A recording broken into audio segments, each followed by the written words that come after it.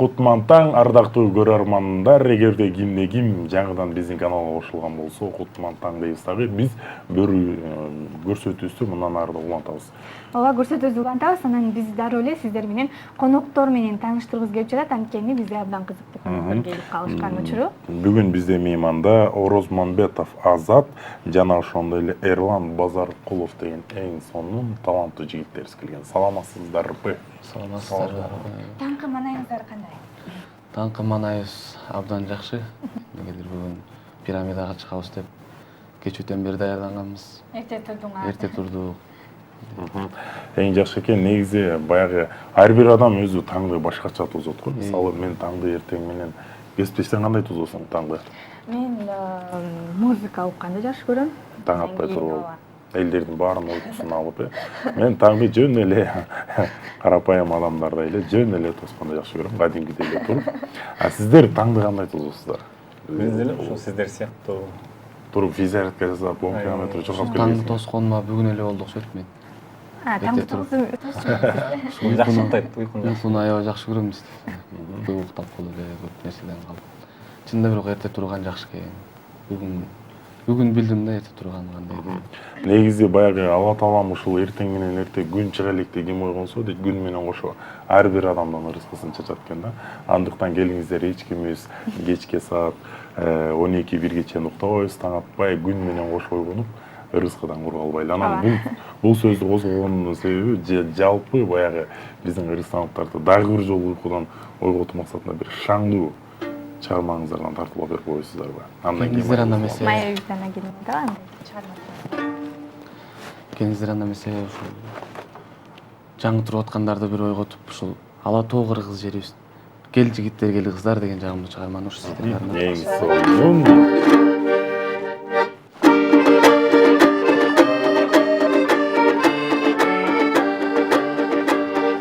Ала тоо кыргыз жерибиз, ак калпак кыргыз элибиз, конокко келген мейманды сыйлабай кантип кетебиз. Кел жигиттер, кел кыздар, келип көңүл ачалы, бүгүн кечти шаңдартып кызыгына баталы.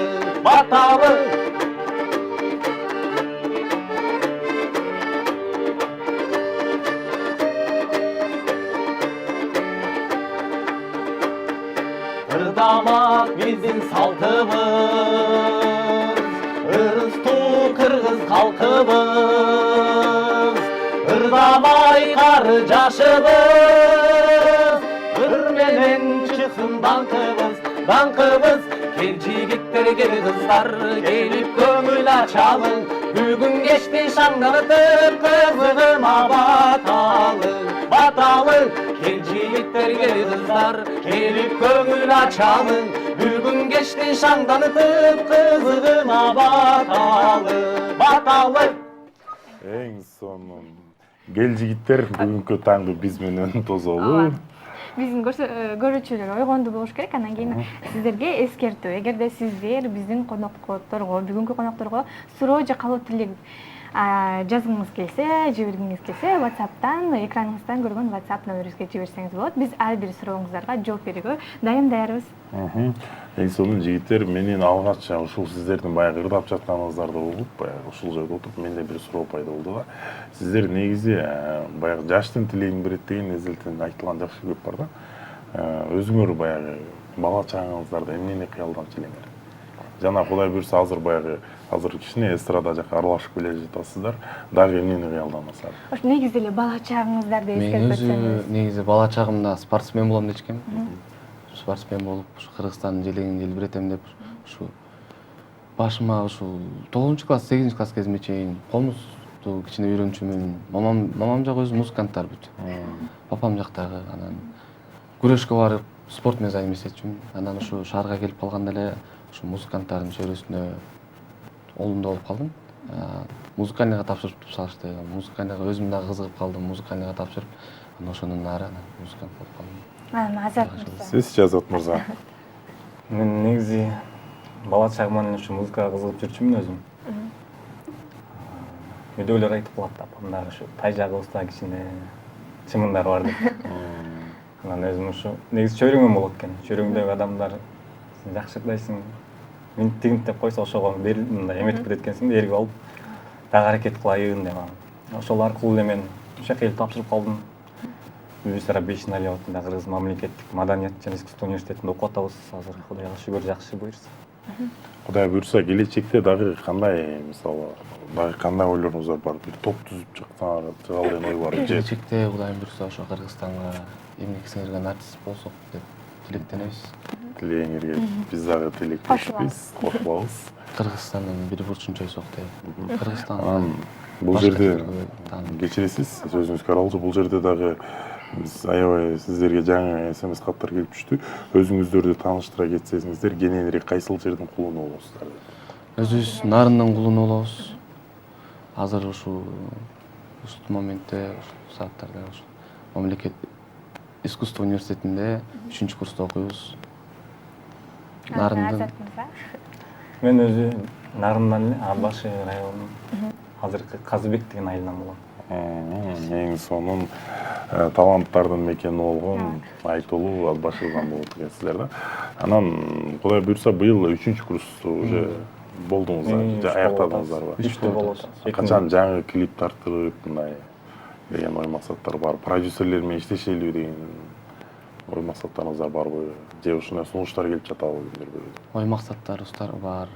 Кудайым буйрса убакыт саат көрсөтөт го дейм. Азыр бир гана окуу менен алексиздер. Бул жерде дагы суранып жатышат. Ийгилик каалайбыз, жигиттер жакшы ырдайт экенсиздер. Талантыңыздарга тайзим дейт. Анан дагы бир ыр суранып жатышат. Бир шаңдуу дагы бир ыр тартуулоо берип коелу. Аткарбасак болбойт, Көрүүчүлөрдүн суроосун Элизираны орундаштырып. бисе бир жагын чыгарма тарып келелик. Акчыны деген ушул азыр эртең менен баары туруп чайга отуруп аткан убактар болуш керек. Чайыңыздар даамдуу болсун деп, тамагыңыздар даамдуу болсун деп акчыны деген. Бүгүн биздин эң сонун татынакай таланттуу конокторубуз Азат менен Эрлан деген мырза. Баардыгыңыздардын чайыңар таттуу болсун деп сиздер үчүн аппак чыны деген эң сонун ырды.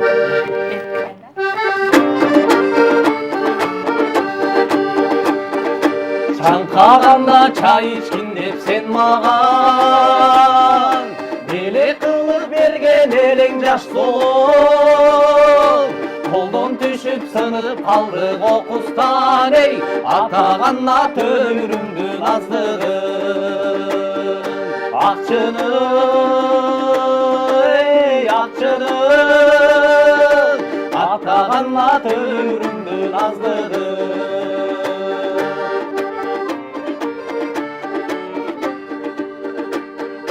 Кош бол эми коз гүлдү акчынын Сага жетпей чынылардын актыгын Сен сунсаң да сени сунган перизат эй Жашаса экен жар менен бактылуу Акчынын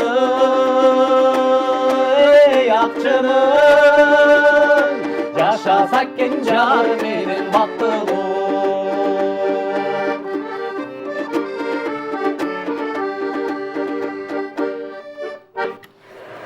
Эң сонун бул жерден дагы сиздерге абдан көптөгөн куттуктоолор, каалоо тилектер келип жатат. Дагы бул жерден Азат сага дагы келиптир. Аяш атаң, Мудатилип жана Айжан деген Аяш апаң бар.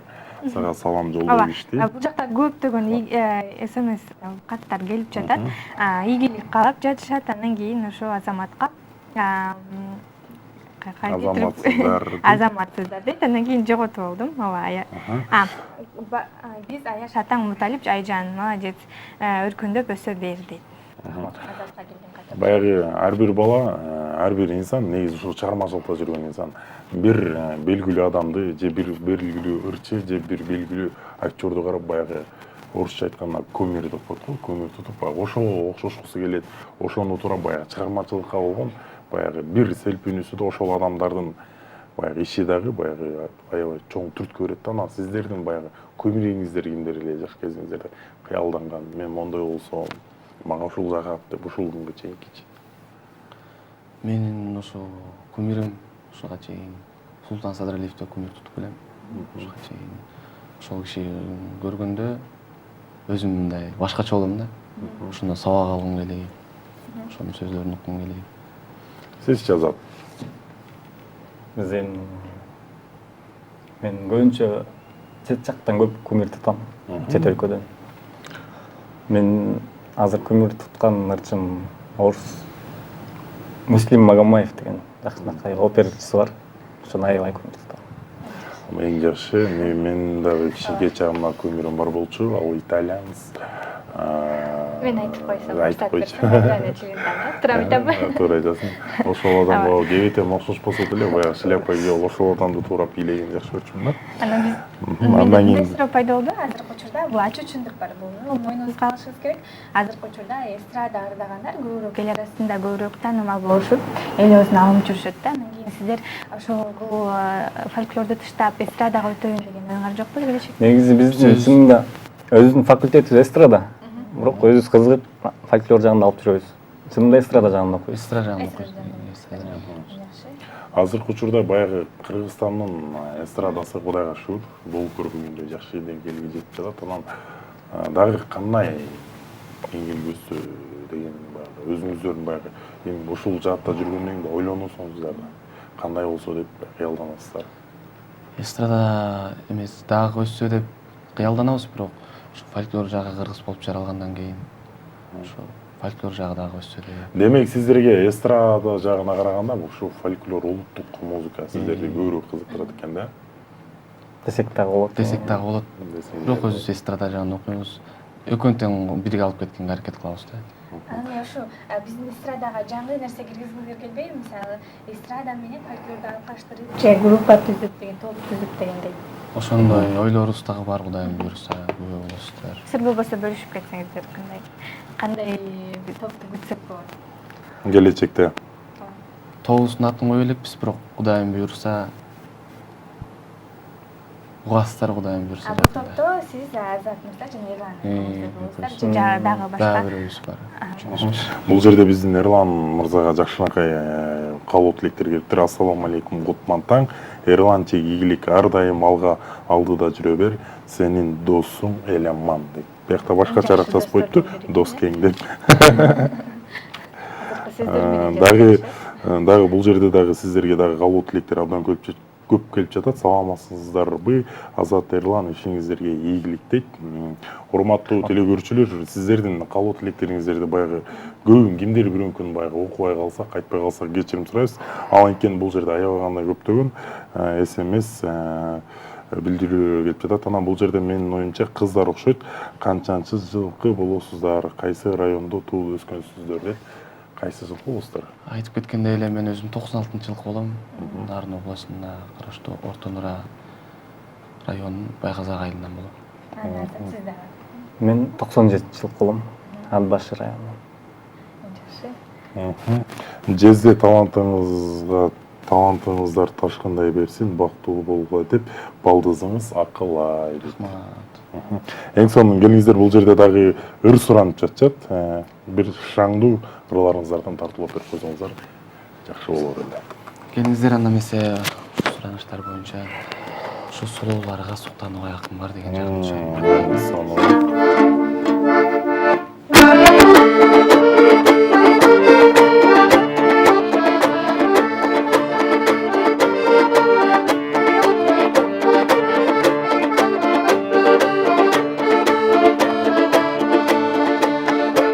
Суларды көчөлөрдөн көпкөрөн, суктанамын көзелектен өткөрөн. Жылмаңдаймын барысына тиишип, жыманда мен мынчалык көптөгөн. Шектенбесин көргөнү билген жакындар, шериктешим үйүмдө бар асылы жар.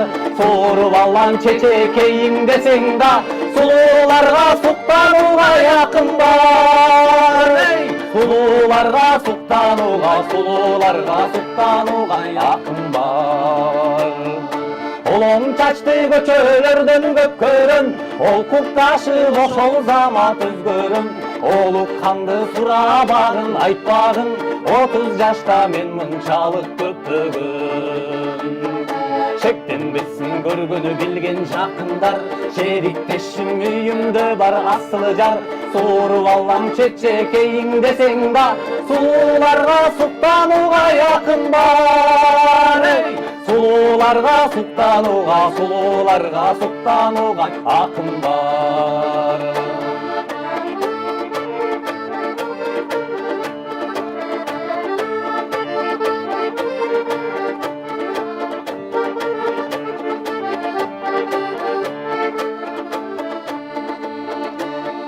Кыркма чачты көчөлөрдөн көпкөрөм, кызыгамын күйүп жанып өрттөнөм. Кыялымда жанашамын бир басып, жаш кезимде мен мынчалык көппөгөн. Шектенбесин көргөнү билген жакындар, шериктешим үйүндө бар асылы жар. Сууруп алам чечекейиң десең да, сууларга суктанууга якын бар.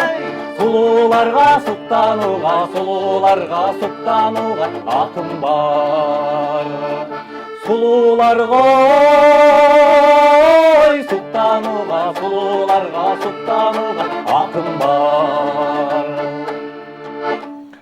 Баракелди, талантыңыздарга тазим. Бул жерде көптөгөн СМС каттар келди.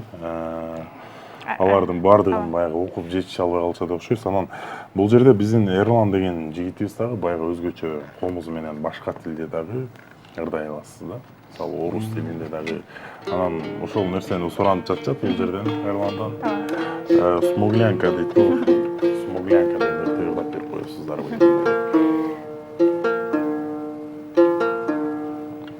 Келиңиздер анда эмесе ушу сураныштар боюнча смуглянка дегендерди ошо кыргыздардын кээ бир айылдыктар орусчаны түшүнбөй калыш үчүн кыргызчада отура келгенбиз. Эки тилдерди айтсак. Смуглянканы кыргызча тилде которуңуздар. Биринчи өзүбүз кыргыз болуп жаралгандан кийин кыргызча аткарып берейин, анан экинчи куплеттин орусча. Сону баракелди эксклюзив бүгүн биздин. Экранга жакыныраак. Кара эле тору молдован кыз кетти токой аралап. Мен тарындым ала кетсе болбойбу деп каралап. Бүгүн таңда партизандар үйүн таштап кетишкен. Табылдым отрядтан кайра ушул сулууну. Тармалданганда жашылдаrak жалбырап. Сүйгөнүмө да сөз айта албай жалдырап. Жашылдаракта тармалду бакта. Тармалдашкандарак, тармалдашкандарак. Когда летом на рассвете загляну в соседний сад, там смуглянка, молдаванка собирает виноград. Я краснею, я бледнею, захотела вдруг сказать: станем над рекою, зурки встречать. Раскудрявые, клен зеленый, лист резной, я влюбленный и смешонный пред тобой. Клен зеленый, да клен кудрявый, да раскудрявый резной. Тармалданганда жашылдаrak жалбырап. Сүйгөнүмө да сөз айта албай жалдырап. Жашылдаракта тармалду бакта.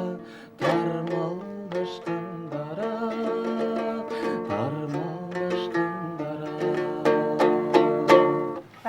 Баракелди.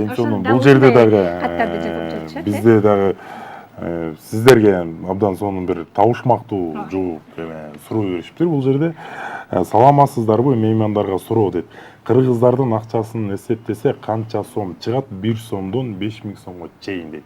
Демек бул биздин логикалык суроо. Демек мындай экен. Кыргызстандын валютасындагы, акчасындагы адамдардын аттары 1 сомдо кимдин сүрөтү бар? 1 сомдо Касым. Жок, жигиттер. Сиздердин чөйрөдө убагында кыргыздын алгачкы агартуучулардан десек болот, кыргыздын алгачкы композитору десек болот. Калый. Жок, ошол кишинин ал адамдын атынан Кыргызстандагы эң чоң бир биз сыймыктана турган чоң бир консерватория эмес, чоң зданиянын бир аты берилген, чоң. Саат. Ал жерде Болот Жылкыев иштеп кеткен убагында. Бир сомдогу да. Бир сомдогу кишинин аты коюлган. Абдуллас Мамбаев. Биздин жигиттер билет, бирок баягы эртең менен баягы адамдын организми баягы анча койгон элек го 5 сомдо кимдин? 5 сомдо Бибисара. Бибисара Вишина эжекес болот. Ал эми 10 сомдо. Касым Тыныстана. Мына урматтуу телекөрүүчүлөр, биздин бүгүнкү меймандар билет экен Кыргызстандын дагы биякта. Бул жакта абдан көп калуу тилектер келип жатат. Анан кийин мындай суроо бар экен. Сиз ошо Эрлан мырзага комузда орустан башка дагы башка тилде ырдайсызбы деген суроо келген. Кудайым буйрса башка тилде ырдаганга аракет кылабыз, бирок орус, кыргыз тилдеринде. Бул баягы Смуглянка аябай белгилүү да. Мисалы биздин эн атабыздын согуш маалындагы азыркы күнгө чейин баягы өзүнүн эмесин жооп электе. Анан муну которгонго ким жардам берди же өзүң эле? Бул которулган ошол Токмокто окуп жүргөндө, музыкалыйда окуп жүргөндө ошол жерден Смуглянканы ошо кыргызча, орусча ырда деп ошол бир концерт 9-майга карата концертте ошолорду мага тапшырды эле. Ошондо кыргызчасы ошо китепте бар экен.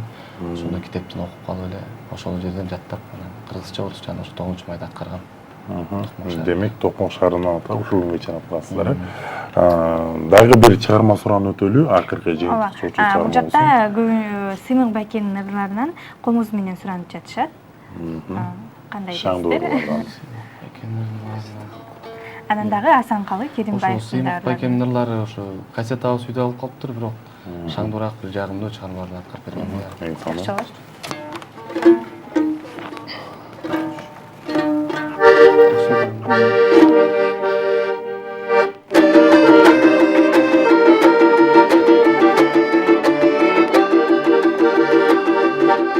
Чаткаудын тоосун ашканда мен чар булут каптап асмандан чачыма сылап ойготтуң сен чатырда уктап жатканда чатырда уктап жатканда мен жакшы эле көрөм өзүңдү боз ойдун тоосун ашканда мен боз булут каптап асмандан күзүмдө сыйлап ойготтуң сен боз үйдө уктап жатканда боз үйдө уктап жатканда мен жакшы эле көрөм өзүңдү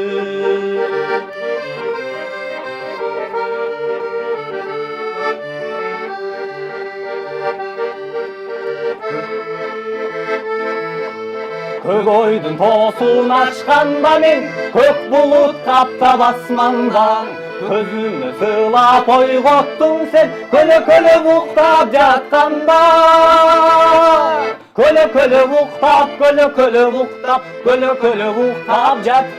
мен жакшы эле көрөм өзүңдү жакшы эле көрөм өзүңдү. Ай баракелди. Биз да сиздерди жакшы көрөбүз. Эң сонун анан бул жерде Азат мырзага мен суроо бергим келип жатат. Канча жашыңыздан баштап аккордеонду колго алдыңыз? Мен 10-класстан баштадым го дейм ушу. 10-класста туулган күнүм эле багам ушу Ямаха кызыкканымды билип туулган күнүмө Ямаха алып берген да. Анан Ямаханы үйрөнүп жүрдүм өз алдымча. Андан кийин аккордеонго кызыктык. Аккордеонду алып келип, аккордеон үйрөндүк. Ошондон баштап эле чертип калдык. 10-класстан бери аккордеон чертет экенсиз. Азыркыга чейин. Анан бул жерде Азат мырзадан да суранып жатышат. Асанкалы Керимбаевдин ырын ырдап берип коесузбу деп. Демек сизди билгендер бар окшойт, э? Ырдатып коймок элек, суранабыз. Бул жерде дагы аябай көптөгөн билдирүүлөр менен Азаттан суранып жатышат. Демек, көпчүлүк баягы телекөрүүчүлөрдүн ой тилегин суроосун орундатпасак болбойт. Азатты бир ырдатып алалы.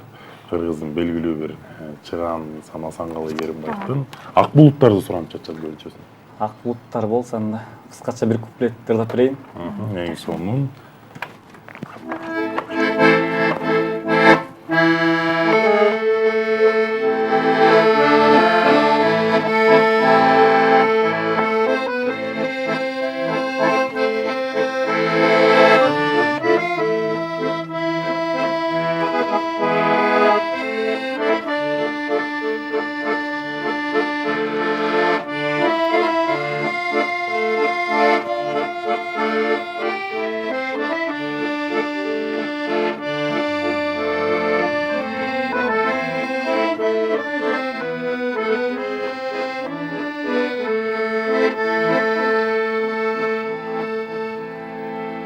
кайча өткөн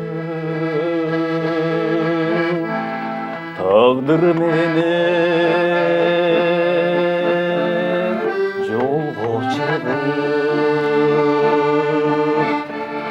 силерди ак булуттай жолдош кылып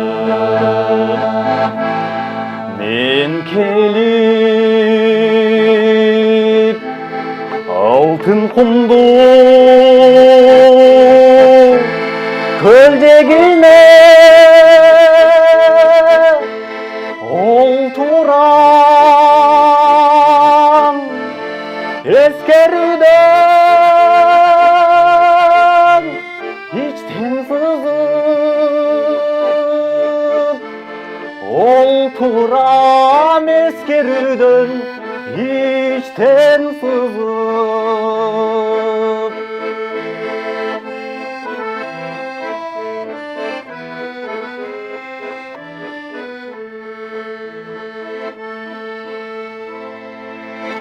Баракелди Азат, Кудай буйрса мен ишенем, келечекте ушул Кыргызстандын тарыхында, кыргыз эстрадасына ушул Асанкалы Керимбаевди болгон эң чоң из калтырасың деп.